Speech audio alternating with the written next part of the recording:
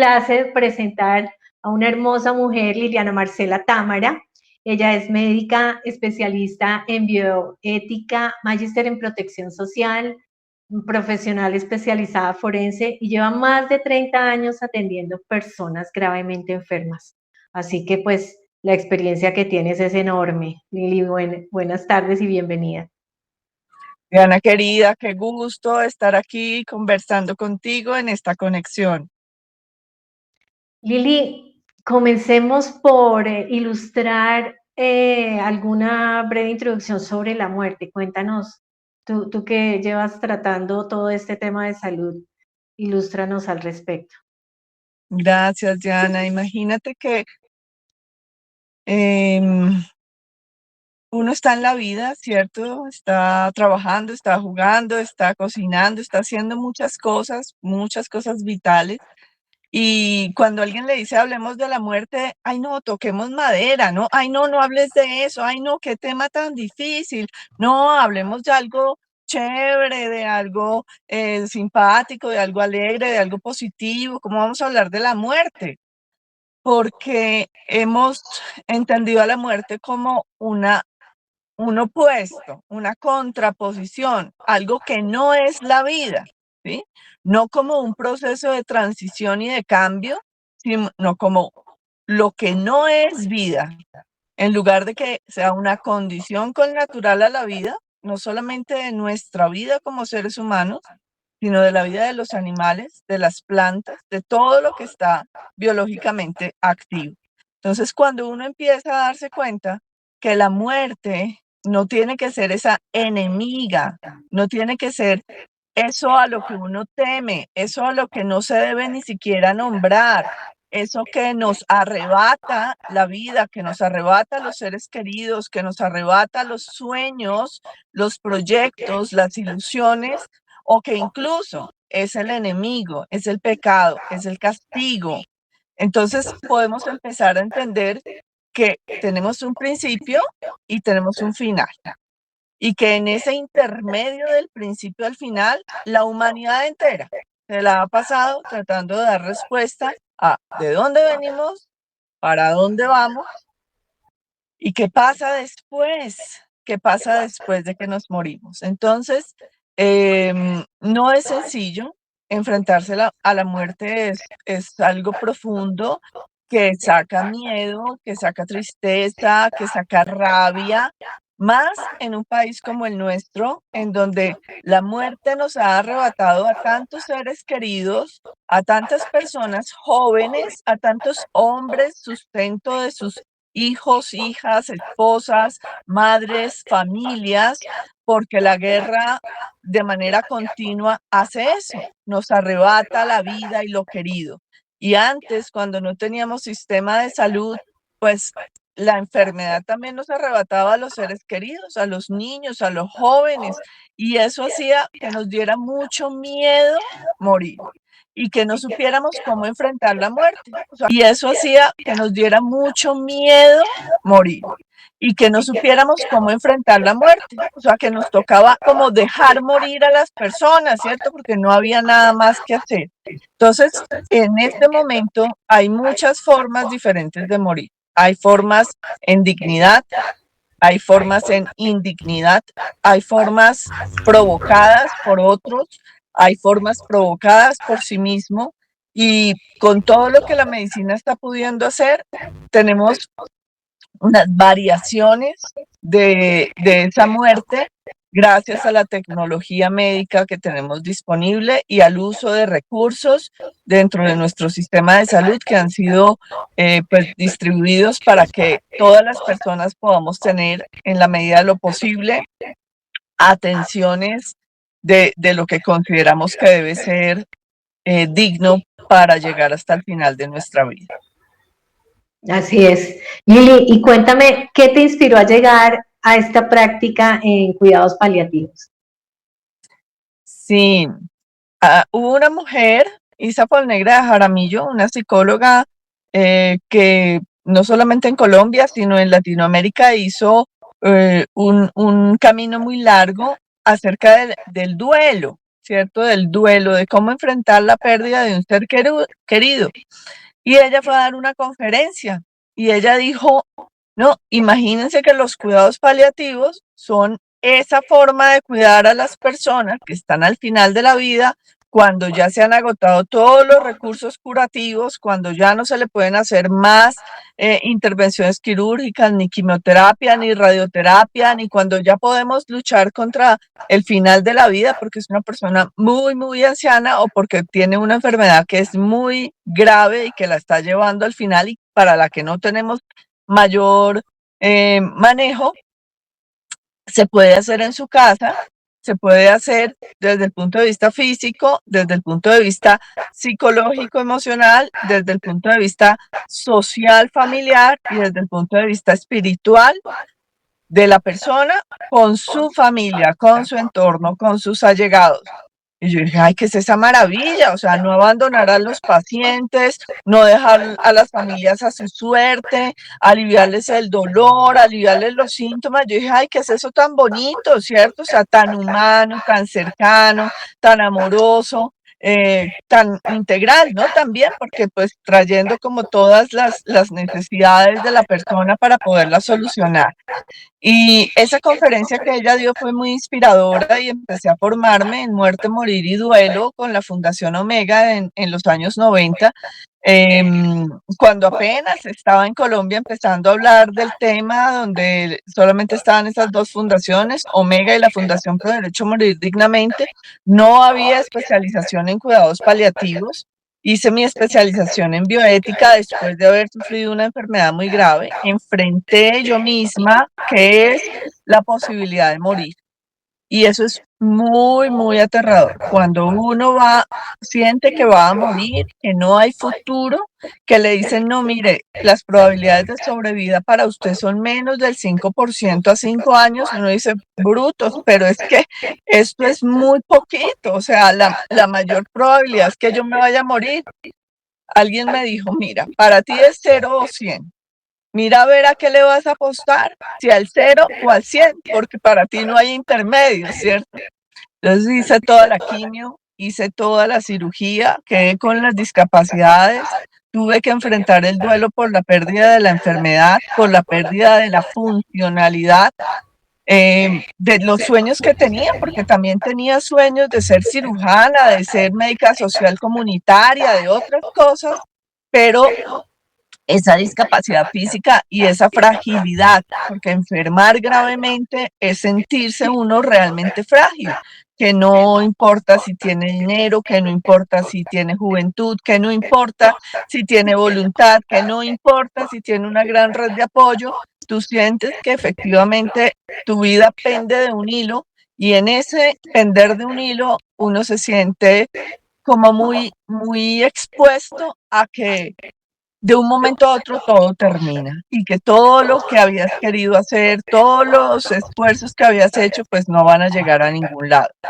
Entonces, empecé a trabajar en cuidados paliativos, empecé a trabajar con personas gravemente enfermas y con sus familias, con el modelo de hospice que dos médicas, una en Estados Unidos y otra en Reino Unido, la dama Cicely Saunders y Elizabeth Kubler-Ross, habían posicionado como la mejor forma de aproximarse al final de la vida para el paciente y para sus familias. Entonces, aprendí con unos grandes profesores, con Iván Darío Arteaga, con Polidoro Saavedra, con Pedro Bejarano, con Enrique Villamizar y con unas psicólogas increíbles, Isa Negra, Cecilia Gerlain, Elsa Mantilla, Marcela Soto, Marta Lucía Ramírez, muchas personas, una enfermera, Liliana de Lima estuvo como enfermera un tiempo y ahora pues está en la Asociación Internacional de Cuidados Paliativos.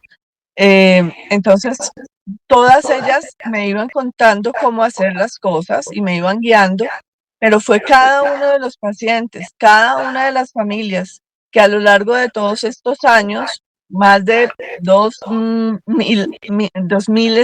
de 2.000 pacientes y sus familias he acompañado en ese proceso, son los que me han enseñado qué es lo que se siente, qué es lo que se teme, qué es lo que alivia, qué es lo que se necesita, ¿cierto? ¿Qué, qué es lo que no es pertinente, ¿sí? A ver, una vez llegó una psicóloga muy linda y dijo, es que yo quiero danzar con los pacientes al final de la vida. Y dije, mi amor, se nota que no tienes un acercamiento, es que están en la cama, no pueden danzar.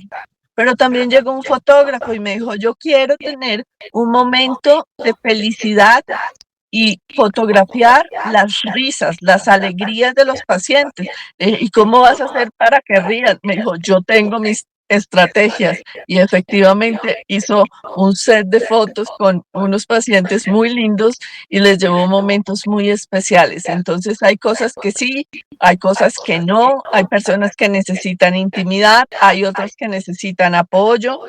em, y siempre como desde una perspectiva, qué es lo que tú quieres, ¿no? ¿Qué es lo que tú necesitas? ¿Qué estás dispuesto a que yo haga? No tienes que hacer esto y esto y esto y esto y esto y esto y entonces llega una horda de profesionales de la salud a una casa, invaden todo y dicen, tienen que cambiar todo esto y hacer esto y esto y esto y esto y está la avalancha de información que todos salen y dicen, subió la ola, nos tapó, ya no está, no sabemos qué tenemos que hacer. Entonces, sí, sí tiene que estar muy centrado en las necesidades de cada persona. No es lo mismo un niño, una niña de 5 años, de 8 años, una jovencita de 15 años o de 20, o un muchacho de 20, 30 años, un hombre padre, una mujer madre de niños pequeños o de ya personas adultas y con nietos.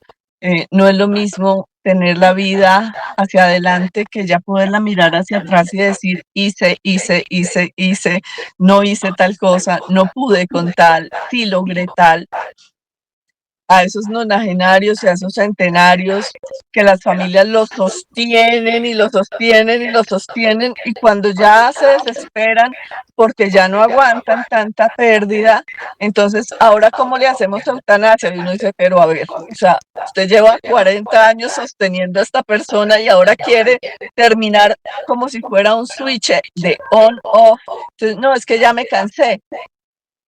Muchas veces nos hemos cansado y muchas personas que están al final de la vida piden, quiero que terminen con mi vida, quiero acabar esto ya, no quiero dejarle sufrimiento a mi familia, no quiero que ellos tengan que dejar sus vidas para cuidarme. Y muchas veces lo dicen porque no saben que hay alivio. Y muchas veces lo dicen para ver las familias que están dispuestas a decir, ¿no? O sea, no, mamá, tú a mí me cuidaste muchos años, me apoyaste muchos otros, déjame que yo retribuya un poco, déjame que yo te cuide un poco, déjame acercarme para que en estos momentos, que no sabemos si serán semanas o meses o algunos pocos años, yo pueda darte un poco de todo lo que tú me has dado. Y muchas veces no es así. Muchas veces las familias dicen, es que es su decisión, es que es su voluntad, es que él dijo que quería ya la eutanasia y que ya estaba cansado. Claro, uno muchas veces está cansado, pero si te alcanzan una silla, te ponen un vasito de agua, te hacen una conversación, te distraen un poco, uno dice, bueno, sí, así sentadito y atendido me aguanto. Como que espero una No quiero, semanita más. sí, no quiero decir que las personas que en pleno uso de sus capacidades, facultades, haciendo largos procesos con sus familias y sus entornos, finalmente deciden en ciertas condiciones una salida como una eutanasia o como un suicidio asistido, sean reprochables. O sea, no soy yo quien para decidir qué es lo que debe hacer nadie. Pero sí a veces necesitamos como que nos digan, todavía te queremos, todavía queremos cuidar de ti, todavía queremos venir, todavía eres muy importante para nosotros. nos vas a hacer mucha falta cuando no estés, pero nos va a doler mucho si te vas de esta manera como tan programada y como tan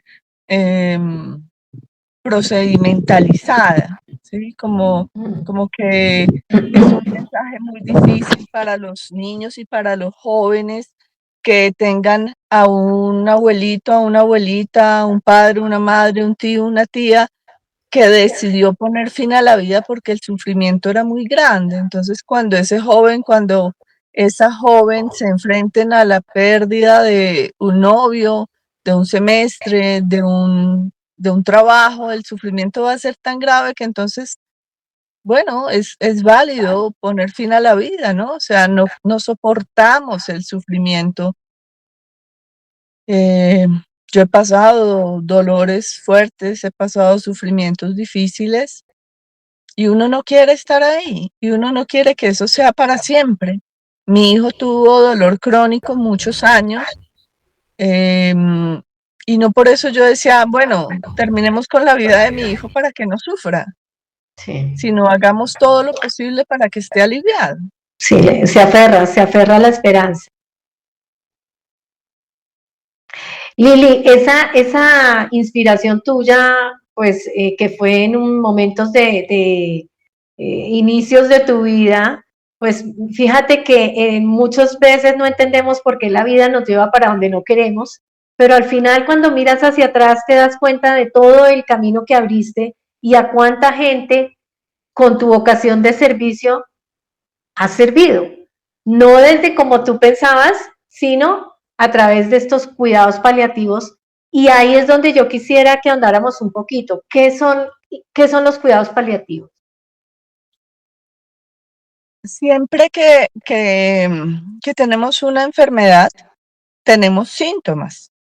Entonces, por ejemplo, si hay una apendicitis, entonces nos va a dar dolor abdominal muy importante. Entonces, lo más importante es que nos saquen el apéndice. Pero si ya hay un diagnóstico de apendicitis, ya nos están preparando para la cirugía, pues ¿para qué nos dejan con dolor? Pues nos dan un analgésico para que mientras nos entran a la cirugía estemos sin dolor. Entonces, eso es lo que es paliar. Paliar es aliviar, ¿sí? Tapar el síntoma, puede ser dolor, que puede ser ansiedad, que puede ser náuseas, vómito, que puede ser diarrea, que puede ser cualquier síntoma físico al final de la vida. Generalmente, el final de la vida está muy lleno de cambios rápidos, que no son tan rápidos como en una unidad de cuidado intensivo, que es que todo pasa en minutos y es de 100 a 0 en minutos, pero sí en la mañana la persona está de una manera, en la tarde está de otra y en la noche está de otra, y necesita que haya un alivio de esos síntomas muy flexible, ¿sí? Muy, muy flexible. Entonces, el programa en Estados Unidos está a partir de enfermería. ¿Por qué? Porque rápidamente la enfermera puede llegar y ajustar los medicamentos de acuerdo a los rangos que el médico o la médica ha formulado. Entonces, eso permite que tanto las familias como las enfermeras puedan hacer un alivio muy efectivo de todos los síntomas. Aquí en Colombia se decidió que fuera una subespecialización. Entonces, para que un médico sea paliativista, en este momento necesita invertir entre 600 y 800 millones de pesos durante 7 a 8 años, y eso hace que sean unas deudas importantes y que pues no tenga el tiempo para poder ajustar las dosis de las maneras como las personas que están sufriendo en el final de la vida lo necesitan. Porque digamos que si operaron a la persona del apéndice, pues ya la persona quedó bien, y si no tuvo ninguna situación inesperada y adversa, pues se va recuperando y pronto pues puede seguir su vida. Pero si es una enfermedad grave, irreparable, que va a llevar a la vida, al final de la vida, más o menos pronto, en alrededor de 6 meses, a una persona, uno puede seguir haciendo un poquito de quimioterapia, de inmunoterapia, de radioterapia, pero paliativa, o sea, para aliviar los síntomas, para hacer que las cosas sean un poquito más suaves, para que no sea como la masividad de un cáncer. O sea, la gente dice, no, yo no me voy a hacer tratamiento. Es porque no saben lo que es el cáncer sin tratamiento.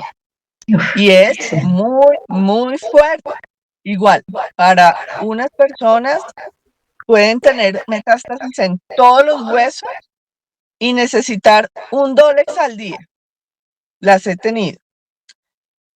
Y hay otros que tienen una cosa y es un dolor insoportable.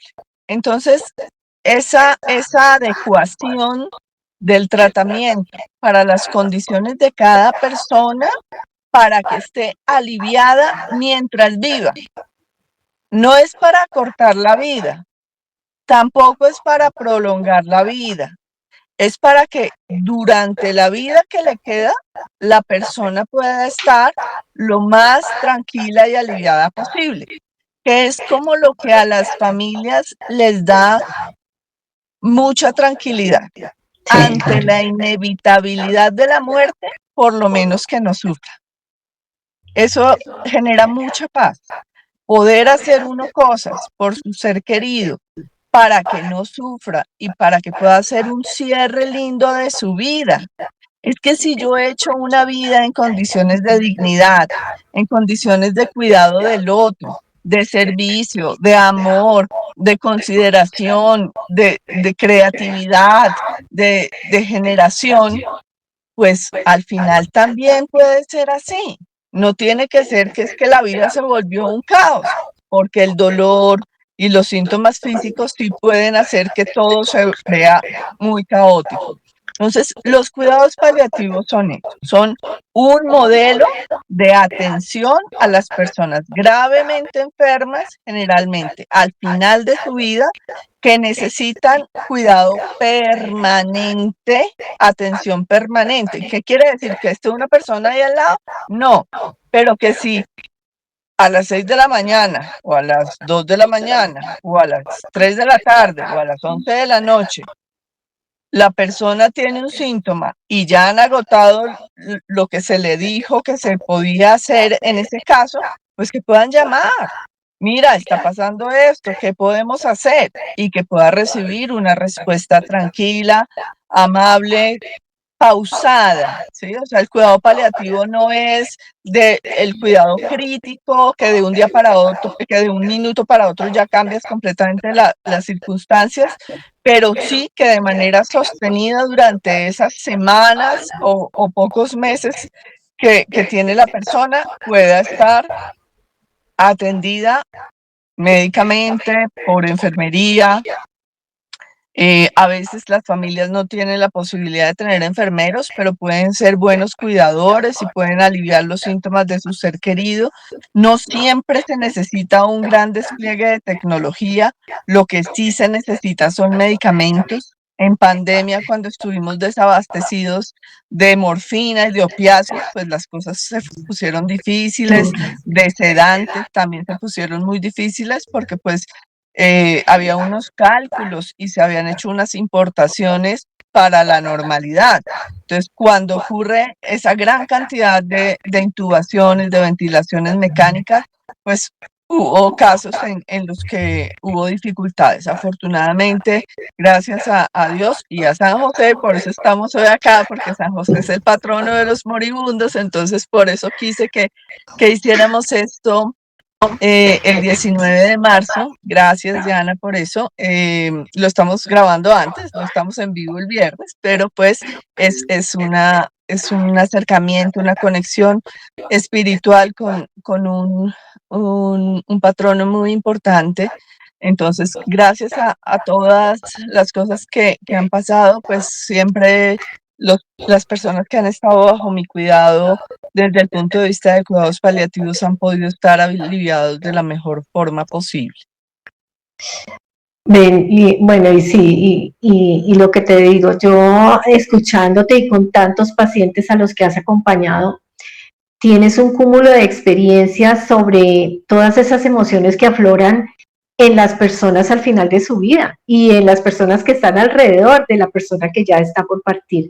Háblanos sobre esa experiencia. Bueno, el movimiento Cuidados Paliativos y el movimiento Hospice en Estados Unidos por Elizabeth Kubler-Ross, parte de ella como psiquiatra, de ver que la gente no escuchaba a los moribundos, que los dejaban médicamente allí aislados, y ella empezó a escuchar qué era lo que sentían y empezó a escribir. Y hay un libro muy lindo que se llama Sobre la muerte y los moribundos de Elizabeth Kubler-Ross, en donde dice todas las etapas del duelo anticipatorio. Entonces, esto no quiere decir que es una después de la otra, una antes de la otra, y que son secuenciales y que si tú ya sentiste tristeza no la vas a volver a sentir. No, fue una forma en la que ella pudo organizar toda esa gran torbellino, remolino de emociones que obviamente pasan por el miedo, que pasan por la rabia, que pasan por eh, una fase de negación en donde dicen, no puede ser, es que yo ayer estaba bien, es que yo la semana pasada estaba bien, es que yo el mes entrante voy a hacer tal cosa, o sea, no puede ser. O sea, uno empieza a sentir el miedo y la rabia es cuando empieza a entender que sí puede ser, pero mucha gente se queda en negación y no alcanza a hacer cierres porque pues dice, no, es que no, me niego por completo, o sea, esto no puede ser, debe ser una equivocación, pongamos tutela, debe ser que necesito otro medicamento y otras terapias y otras atenciones. Entonces,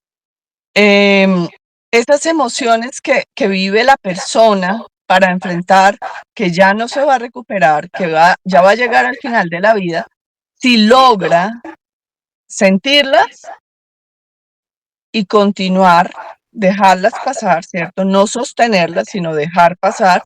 Llega la rabia y se puede expresar la rabia y se puede dejar. Llega el miedo, se puede sentir y se puede dejar pasar. Llega la esperanza de que sí, esto me voy a recuperar y se puede dejar pasar. También llega un momento en que hay una profunda tristeza. Una tristeza de que ya no voy a ver el cielo, que ya no voy a ver las plantas, que ya no voy a ver las flores, que ya no voy a saborear el café que me gusta tomar en la mañana, que ya no voy a sentir la mano de esa persona querida, que ya no voy a poder ver nada más, que los colores ya no van a estar y que toda la experiencia que se ha vivido acá en la tierra ya no va a estar. Eso genera una profunda tristeza porque uno se ha vinculado no solamente con personas, con sus seres queridos, con su familia, con sus amigos, con quienes ha compartido la vida, si uno se ha vinculado con la vida misma a través de todo lo que hay en la tierra, con el aire, cómo respiras, cómo haces actividad física, cómo te relacionas con la comida, con el agua, con la naturaleza, con las otras personas. Entonces, esa profunda tristeza puede llevar a un punto en el que tú ya aceptas que efectivamente llegó tu fin, y aceptar que efectivamente llega el fin, como cuando uno enfrenta cualquier cosa, cuando uno ya acepta la realidad, entra en una calma, en una paz, ¿sí? De que no es vano, que lo vivido efectivamente existió, que lo que uno experiencia efectivamente lo pasó, que si pudo dejar un legado, pues maravilloso, que si su hijo, su hija, sus nietos, las personas que genéticamente llevan lo mismo que uno transitó y que sus padres y abuelos transitaron previamente, van a continuar, uno dice, la vida continúa, y que ese cuerpo que nos alimentamos de todas esas plantas, de todos esos animales, que respiramos aire y que tomamos esa agua, va a volver a la tierra y va a volver a ser parte de ese ciclo de la vida en la tierra. Uno puede empezar a hacer cierres y esos cierres los puede hacer de maneras muy particulares, cada persona las hace a su manera, pero básicamente tiene que partir del hecho de que efectivamente tengo que hacer cierre, ¿cierto? Y que si a uno le enseñaron a despedirse, muestra a ver qué digo cuando me voy a despedir, ¿no? O sea, ¿cómo digo, oye, de verdad yo recuerdo lo que tú hiciste conmigo en tal momento y recuerdo que de esta manera yo necesité apoyo y tú estuviste ahí.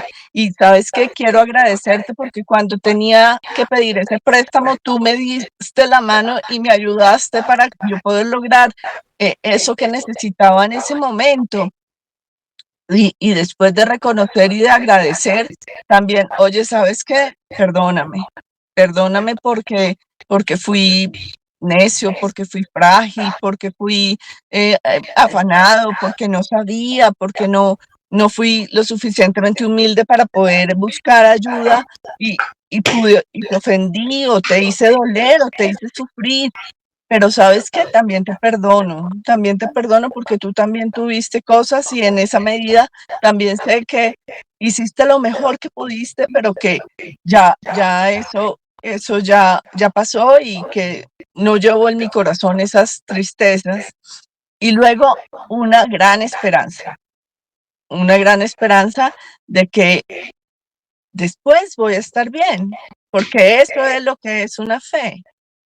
Una fe es una decisión consciente que yo tomo en primera persona de decidir aceptar que efectivamente tengo un Padre Creador bueno y misericordioso que me va a recibir y que a pesar de mis fallas como ser humano, Él me va a recibir y que la gente que está acá también es hija de ese Padre Creador y en esa medida van a poder seguir la vida y van a estar bien.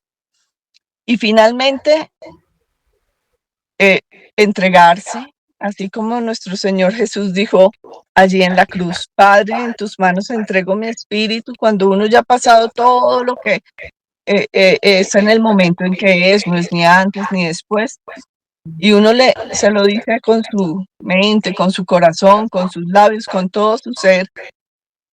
Esas personas, yo lo he visto, pasan un par de días a lo sumo, no tienen agonía y paran. Muy sencillamente, o sea, de una manera muy tranquila. Em, Antes, en ese proceso de hacer ese cierre, algunos sueñan, hay muchos que sueñan, generalmente sueñan con la mamá como ese ser que lo protege a uno, ¿no? O sea, como que lo abraza, como que te da una sensación de todo va a estar bien, ¿sí? O sea, todo va a estar bien. Entonces siempre sueñan con su mamá que los llama, que está ahí, a veces ven, es que vi a mi mamá que entró, es que estaba ahí sentada. Hay otros que no es la mamá, pero es un hermano, es un esposo, ¿cierto? Es una persona cercana que empiezan y como que dicen, ya me estoy acercando más a ese, a donde están ellos que ya no están acá. Ujú. Hay algunos que dicen cosas muy lindas. Me acuerdo una mujer, una psicóloga muy querida, ella decía, el paraíso está lleno de mariposas. Estoy en un lugar lleno de mariposas. Todas son de colores brillantes, bellas, luminosas, preciosas, con una voz muy quedita. Ella decía eso. Y hay otros que anticipan y yo se los pregunto a veces, le digo, ¿cómo crees que es el cielo? ¿Cómo crees que es el lugar a donde vas? Y todos dicen que allí va a estar mucha paz, que es como la plenitud del espíritu, que va a estar todo muy luminoso, muy tranquilo, que va a estar la Virgen, muchos dicen eso, que va a estar San José, que van a estar sus seres queridos. Hay algunos que dicen que sus perritos y sus gaticos y sus seres de animales que han querido también van a estar. Entonces es una forma de experiencias con la muerte que no son miedosas, ¿sí? O sea, que son muy así, muy de conversar, de imágenes tranquilas. Y lo médico está es para evitar todos esos síntomas físicos y esos síntomas psíquicos que a veces ocurren. No estoy hablando de la muerte como la de la Bella Durmiente, ¿cierto? Allí como en una urna de cristal donde todo es perfecto. No. O sea, así como nacimos, donde había dolores, pujos, sangre, orina, Dolor, sí, dolor. mucho.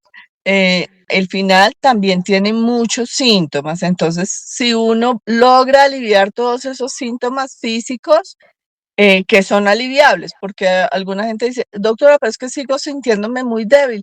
Mira, se está pagando, ¿sí? Se está pagando ya el nivel de energía que le queda al cuerpo es muy poquito, entonces no vas a poder volver a estar con la misma vitalidad de siempre. Hay gente muy, muy estoica y que con esta manejan su cuerpo de una forma increíble y ha habido personas que en menos de 12 horas mueren y se paran a recibirme y a saludarme paradas, ¿sí? O sea, como quien dice, este es mi acto de, de que aquí estoy todavía de pie, ¿cierto?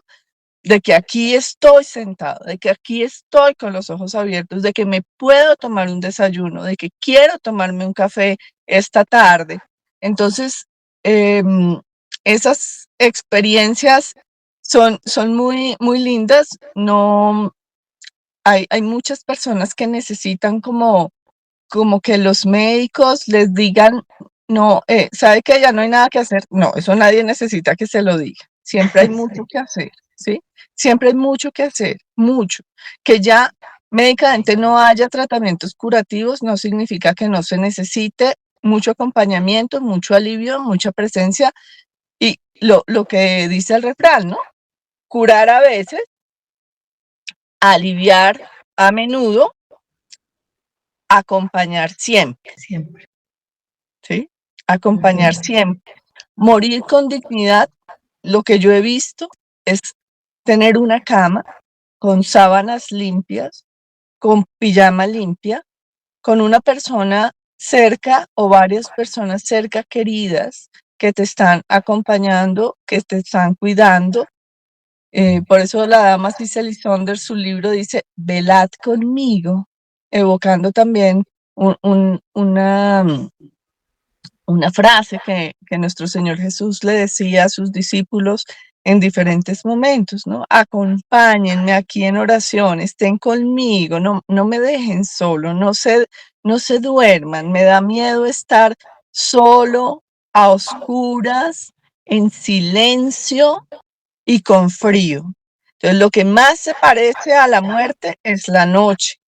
Es por eso las personas en la noche les da mucho temor, no me apagues la luz, no me dejes, quédate conmigo, ¿cierto? Porque es una forma de decir, todavía tengo miedo de la muerte, todavía tengo miedo de que yo me muera y siga sintiendo y entonces vaya a sentir todas esas cosas, ¿sí? Son ideas muy profundas que hay y que cuando uno ya las puede hablar, las puede pensar, y puede hacer ajustes pequeños, entonces dejar una luz indirecta, dejar una lamparita, poner una musiquita, que esté una persona allí y que esté pendiente, ¿no? No es que se puso a dormir ahí y se despierta primero el paciente que el Sí, acompañante.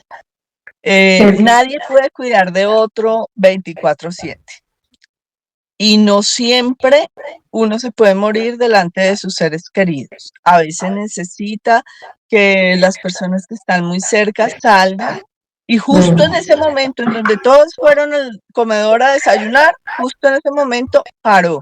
Y cuando todos expiro. digan, ay, pero quedó sola. No, no todo el mundo puede estar con una gran cantidad de personas alrededor, ni delante de todas las personas la gente se puede morir. Hay personas delante de las que no se muere casi nadie. Entonces, eso también son experiencias que a veces no ha sido fácil comunicar, ¿cierto? Y la gente entonces no sabe si sí debe estar, si no debe estar, si debe exigir estar. Cuando hay personas en la distancia, tantas personas que han migrado, y que quieren estar, entonces dile que me espere, que me tiene que esperar. Y ha habido momentos en los que cuando el avión entra a territorio colombiano, ahí ocurre, ya llegó, ya está. O cuando llega a la casa, lo mira, la persona está ahí un momento, sale y ya ahí ocurre, ¿cierto? O sea, a veces es muy, muy impredecible. ¿Cómo hace uno para saber si alguien sabe del final de la vida? Que no vaya a ponerse a decir que hay un día, 10 días, 2 semanas, 3 meses, ¿sí? O sea, que no ponga un número después de una temporalidad. Si alguien se atreve a decir eso, es porque realmente no tiene mucha experiencia al respecto. Muy diferente estos médicos y médicas que dicen, mira, personas de su misma edad, de su mismo sexo, con esta misma enfermedad, con este mismo tratamiento, en promedio duran tanto tiempo con un rango entre esto y esto. Entonces la gente dice, ok, eso ya me da una idea, pero no me quita la incertidumbre. Cuando a uno le quitan la incertidumbre sobre el momento de la muerte, ya no puede vivir. Ya se vuelve insoportable la vida, o sea, se vuelve pura ansiedad para revivir ese momento, para llegar a ese momento. Entonces, pues son situaciones complejas, delicadas, que requieren eso, como haber tenido muchas experiencias, poder haber escuchado mucho a los pacientes, a sus familias, para poderlo compartir con otras personas y con otras familias.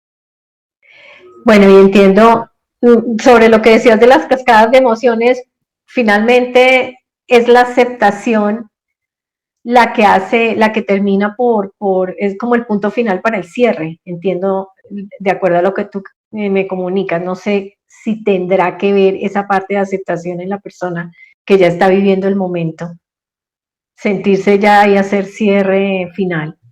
Claro, sí, si tú estás en negación, pues no vas a poder hablar de nada del final. Nada, porque pues necesito que me lleven al médico, necesito que me hospitalicen, necesito que me hagan tratamiento, necesito ir a trabajar, necesito lo de acá, porque esto es lo único que tengo y no me lo quiten. Y hay personas que no pueden hablar nunca del final de su vida, Ok. ¿sí? Hay personas que, o sea, no, no hay como dicen, ni poder humano ni divino que logre vencer esa resistencia que tienen al final de la vida. ¿Qué cosas no ayudan? Te doy permiso para que te mueras. A ver, ¿qué te crees? Sí, o sea, ¿qué te crees? O sea, es que la persona no nació con tu permiso, ¿no?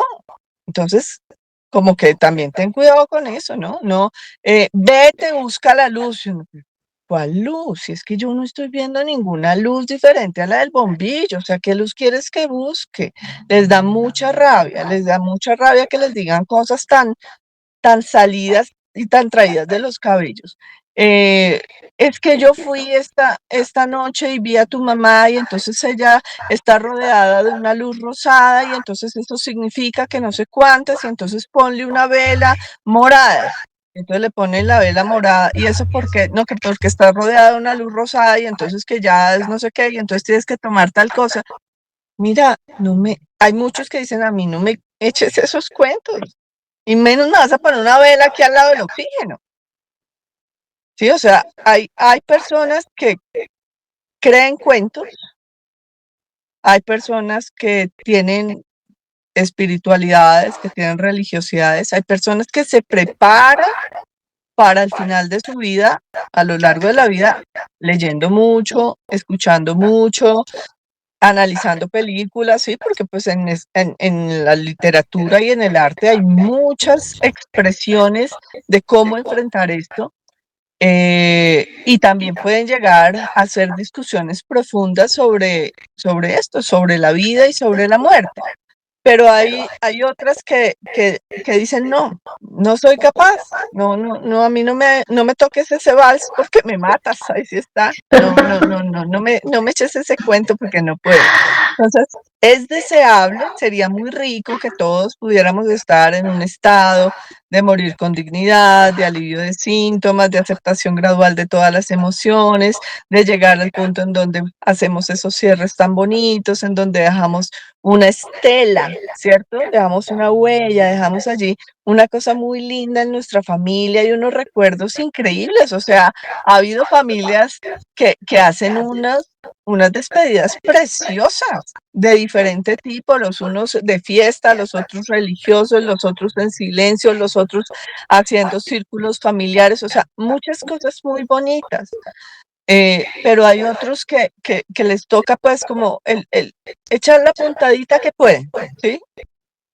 Había un hombre que alguna vez me decía, doctora, es que para mí, después de que esta diabetes me dejó ciego y me dejó en diálisis y me amputaron la pierna izquierda, yo lo único que puedo hacer todas las mañanas es apoyarme en la baranda de la cama y pararme en la otra pierna. Y ahora me quieren amputar la otra pierna porque también ya se dañó. Yo ya no puedo con eso. Mm. O sea, ya he perdido todo lo Difícil. demás. Es mi nieta de 11 años quien me hace la diálisis todos los días.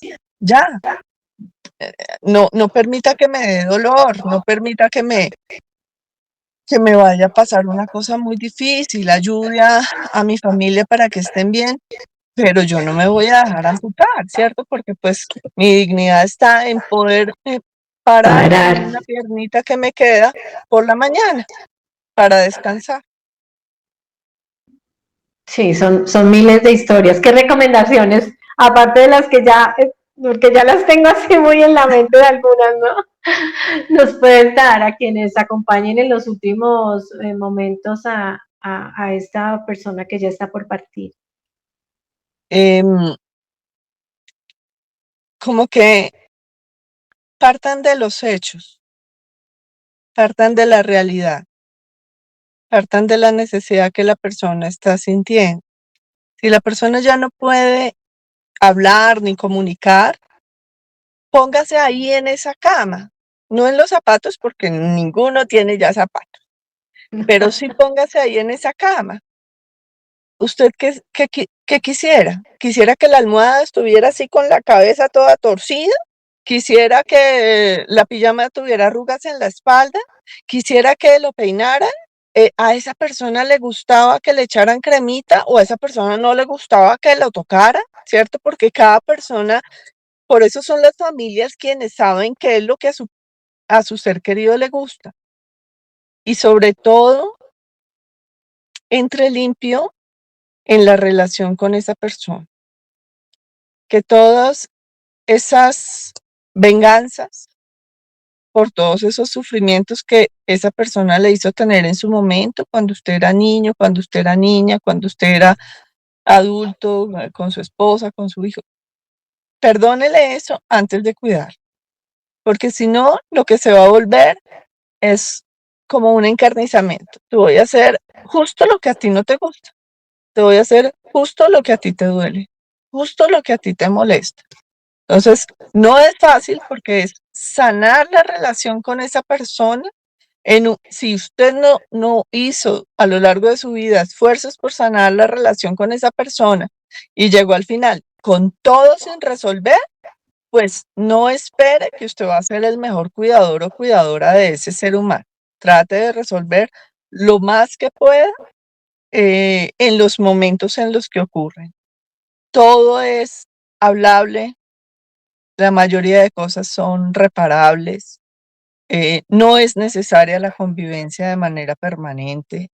No hay que hacer como, es que yo le prometí que iba a estar hasta el último día de su vida. Sí, pero las circunstancias pueden cambiar. Y si Dios entiende, pues cualquier otra persona también puede entender. Entonces, váyase limpio de rencores, y, y haga lo que a usted le gustaría que le hiciera. Si le va a mojar la boca, pues probablemente un spray con una agüita aromática o con una agüita de frutas sea algo agradable y no que le metan un pedazo de algodón con agua que sabe hasta rarito, ¿sí? O sea, que lo van a aspirar que porque tiene secreciones. La aspiración se hace en condiciones de sedación. Hágale primero a usted, a ver usted estando bien, cómo siente la aspiración, como para que a esa persona que está tan fragilizada vayan a meterle un aspirador. Entonces, creo que esas dos cosas, limpiar la relación, Ujú. perdonar, ¿cierto? Así sea, me dolió y lo que sea, pero te voy a perdonar para poderte cuidar y voy a hacer por ti lo que a mí me gustaría que hicieran por mí. Generalmente a nadie le gusta que lo pongan a sufrir. Sí, hay muy pocas ocasiones en las que a alguien le gusta que lo pongan a sufrir. Así es.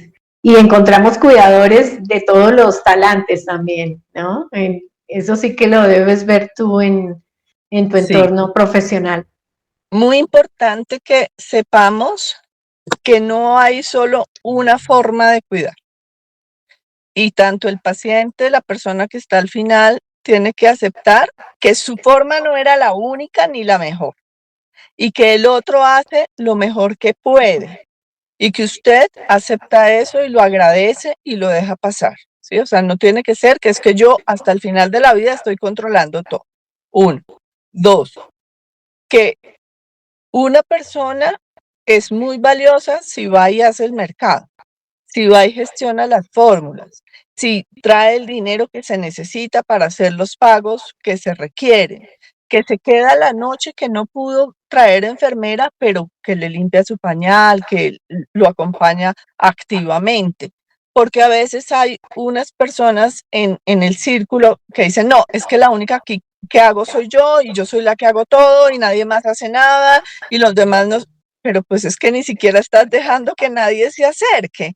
¿Sí? Entonces tú estás sobrecargada, pero porque no estás permitiendo que los demás hagan la parte que pueden hacer. No todo el mundo puede hacer todo.